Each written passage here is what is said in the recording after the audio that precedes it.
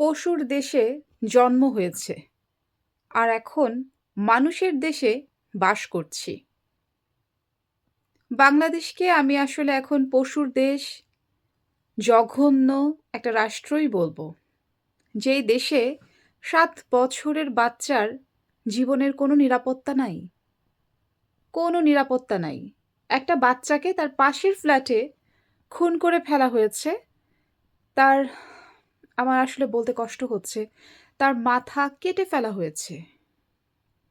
কতটুক জঘন্য একটা জাতি হলে এমন কাজ করতে পারে? এগুলা তো মানুষের বাচ্চা না, এগুলা হচ্ছে একেকটা কুত্তার বাচ্চা, জানোয়ারের বাচ্চা। এইগুলাকে রাস্তার মধ্যে পিটিয়ে একসাথে মেরে ফেলা উচিত।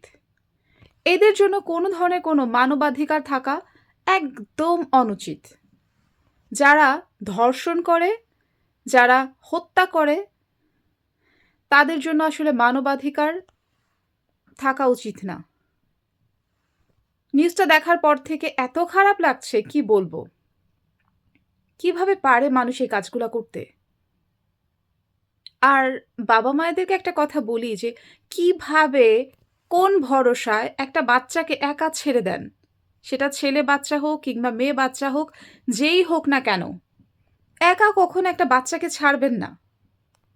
আজকে যদি এই বাচ্চাটার বাবা কিংবা মা যেই বাসায় ছিল না কেন, বাচ্চাটাকে চোখে চোখে রাখতো, তাহলে হয়তো বাচ্চাটা আজকে বেঁচে থাকতো, এই পশুর কিংবা এই জানোয়ারের হাতে পড়তো না। আমি আসলে কথা বলার কোনো ভাষা পাচ্ছি না যে আমি কোন ভাষায় কিভাবে বলে এটাকে ব্যাখ্যা করব যে কতটুক জানোয়ারের হলে কিংবা জানোয়ারের বাচ্চা হলে এরকম একটা কাজ করতে পারে। কত জঘন্য, কত পৈশাচিক একটা কাজ। বাংলাদেশে ছোট বাচ্চা, ৭০ বছরের বৃদ্ধা কিংবা আরও যারা আছে, কেউ নিরাপদ না। আমি, আপনি কেউ নিরাপদ না বাংলাদেশে। আমরা হয়তো কিছুদিন পর ভুলে যাব, ১ দিন, ২ দিন, ৭ দিন, তারপর আস্তে আস্তে এই বাচ্চাটার কথা একেবারে ভুলে যাব। এই ফাইলটা একদম চাপা পড়ে যাবে অন্য ৮-১০টা ফাইলের মতো। আমরা যেরকম ভুলে গেছি তনু হত্যার কথা, আমরা যেরকম ভুলে গেছি ফেলানি কিংবা আরও যে আছে সেরকম আমরা এটাও ভুলে যাব, খুব সহজেই ভুলে যাব। সামনে ঈদ আসছে, সবাই ঈদ নিয়ে ব্যস্ত থাকবে, এই ঘটনা একেবারে ধামা চাপা পড়ে যাবে।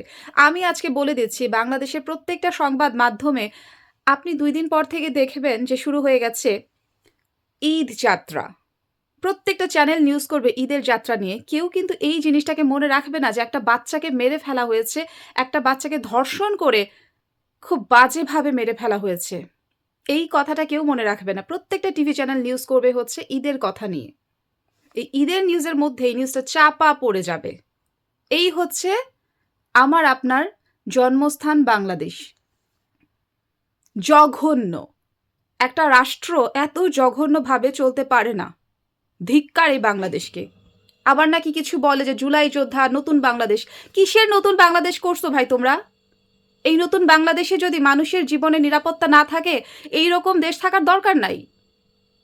আর বাংলাদেশে আমি সবসময় বলি যে কোনো মেয়ের জন্ম না হোক, যেই দেশে একজন মেয়ের, একজন নারীর কোনো সম্মান না থাকে, সেই দেশে কোনো মেয়ের জন্ম হওয়ার দরকার নাই ভাই, দরকার নাই। বাংলাদেশে সব জাহান্নামে যাক। যে দেশে বিচার নাই, যে দেশে ছোট বাচ্চা নিরাপদ না, বৃদ্ধা নিরাপদ না, কেউ নিরাপদ না, সে দেশে মানুষ হওয়ার আর দরকার নাই। কি হবে বাচ্চা জন্ম দিয়ে ওই দেশে?